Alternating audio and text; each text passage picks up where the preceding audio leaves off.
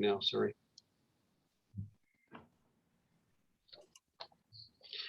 You know, debates can be informative, they can galvanize workers and shape the outcome of elections. And we had a great discussion recently at the Arden Park Hotel, and we just wanted to continue that discussion one-on-one with the candidates of Perth, Wellington. And today we're joined by Brendan Knight from the Liberal Party. Brendan, it's good to see you. Thanks for joining us. Thanks, Eddie. I'm glad to have another opportunity to speak with you. There were just a few questions that didn't get addressed to the evening of the debate. We just want to make sure that they were addressed. Questions about the environment, the national Pharmacare program, the national debt, and also the vaccine program. And we'll start with the climate change. Many don't realize the city of Stratford declared a climate emergency in February of 2020. Now, if elected, what would your government do to eliminate the extraction of fossil fuels and the burning of fossil fuels in this country?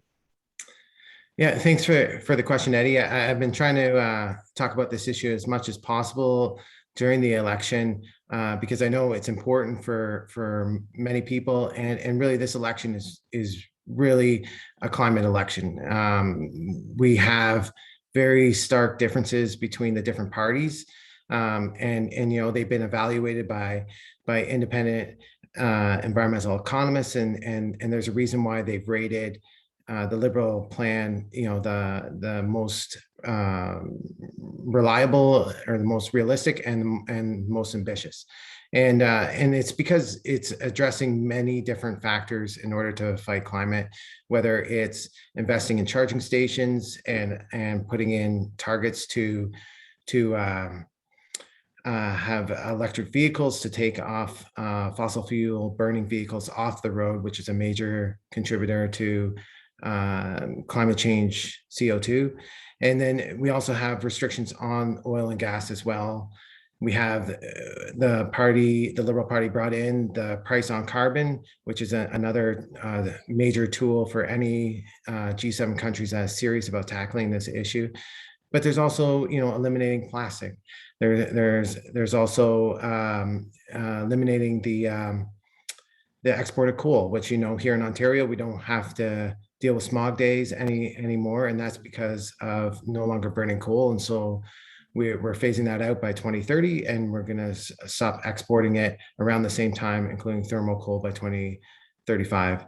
And I think it's a major issue, both even not only for the environment, but for jobs and investments. And you mentioned about Stratford, and I know there's lots of groups here that are working really hard, and they need to know that their government is supporting them and moving in the right direction. And I think if you look at all the proposals, Liberal Party is doing that.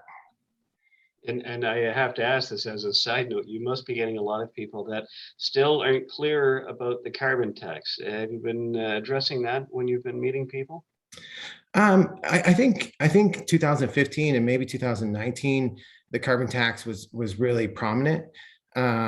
So I haven't got it as a direct question to explain how it works. And you know, it's basically the federal government is working with the provinces, which we have in many different issues, to come up with their own method. And we used to have a cap and trade here and until it was eliminated by the provincial Ford government. But you have some sort of method to put a price on carbon and meet a certain amount of targets.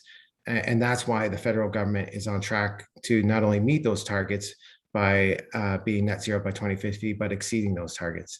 And so we have the provinces that don't have their own system, the federal government provides a backup. So that means in Ontario, the average family receives more money back than what they spend on the carbon tax. And I know that is why would you get money back if you're trying to put a price on carbon? And the reason is that it gives you an incentive. So if you have your carbon tax money envelope, and if you drive less or do fuel efficient things with your better windows and better heating, better insulation in your house, and save more money, you keep more of that money. And the industries that burn more fuel, it incentivizes them to do things to reduce their carbon footprint as well. So. Okay, we'll move on to another question too. And folks, if you have any questions concerning this, get in touch with Brendan Knight's office as well. Okay, what is your party's position on the national Pharmacare program? So as you know, Eddie, we had a big 2018 review and consultation, and we're implementing that over the and putting money towards implementing a national pharmacare program, and this will have to be again in conjunction with the provinces since they're responsible for healthcare. And so we put forward money each year in order to move this issue along. But in the meantime, we've invested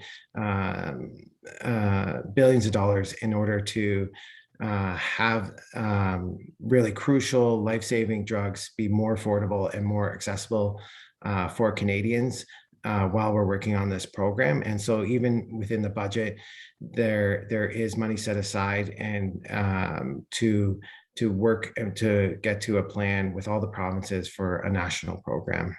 And so I look forward and if I elected to push forward my area, Ontario, but also the country to get something done as quickly as possible. Okay.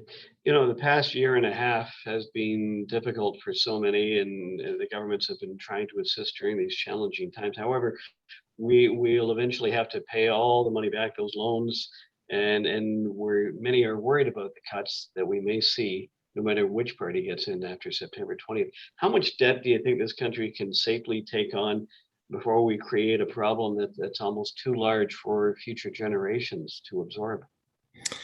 Yeah, well, I think it's important that we also look at not only what economists, but what credit ratings say about how much we're borrowing and how much we can service and whether or not it is temporary spending like the COVID measures or it's permanent.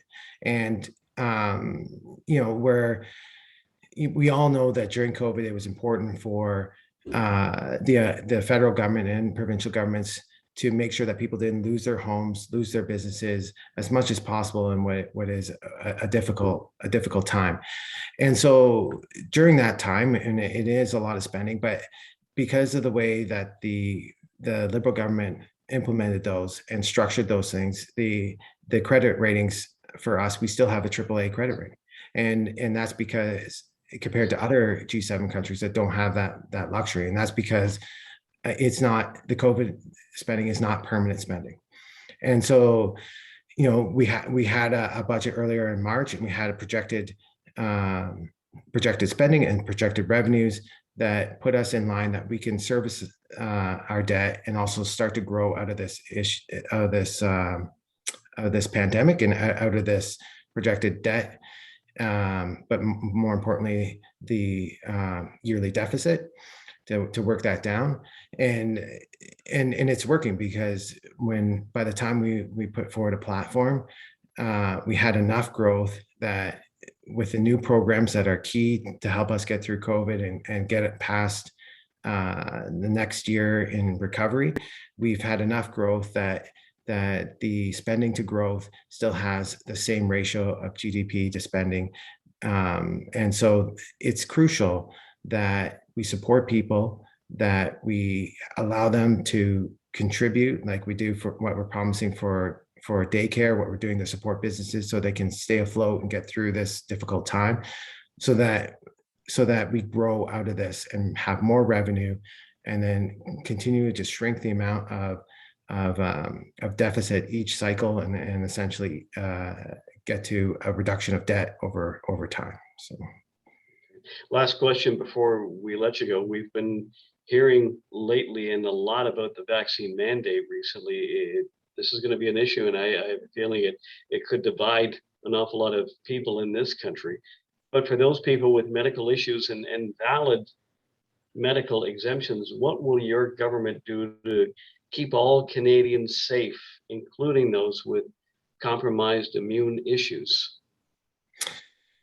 I think with every government program, and as you know, at my day job is working in a constituency office. With every program, there is exceptions and extenuating circumstances, and that's what your office, your MP office, is there to do, to help navigate those difficult challenges through the program. But it's important that we move forward out of COVID with mandating vaccinations in certain industries, and having a certificate system to help people, businesses and people be able to safely go and congregate in indoor areas, but more importantly for businesses not have to face another shutdown, or our kids in schools not have to shut down again, which we're seeing now in PEI.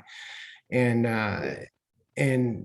on top of that, we have to support businesses more. And I was happy to see that we're promising to help businesses not face litigation when it comes to these, when it comes to being requiring vaccination.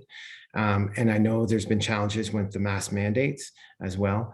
And I'm a little bit frustrated that the province hasn't taken a more leadership role in this area, but the federal government has, by providing money for a certificate, by saying, listen, seeing that the mask mandates were difficult and we don't want the same thing to repeat. So I know some people have extenuating circumstances, and we have to navigate that, but we have to get the vaccination numbers up, and we have to protect businesses and people by having a structure and a setup that when you go on a train, you are safe. When we put our kids back in school, that they're going to be safe. And so we have to show leadership and have those structures there, and then help the people who may have legitimate reasons why they can't get a vaccine, right? Brendan, it's good to talk to you today. I appreciate your time, and best of luck on September 20th. Okay. Thanks, Eddie. Always a pleasure speaking to you. I appreciate the time and opportunity. Thanks, Brendan. I'm Eddie Matthews for the Stratford and District Chamber of Commerce.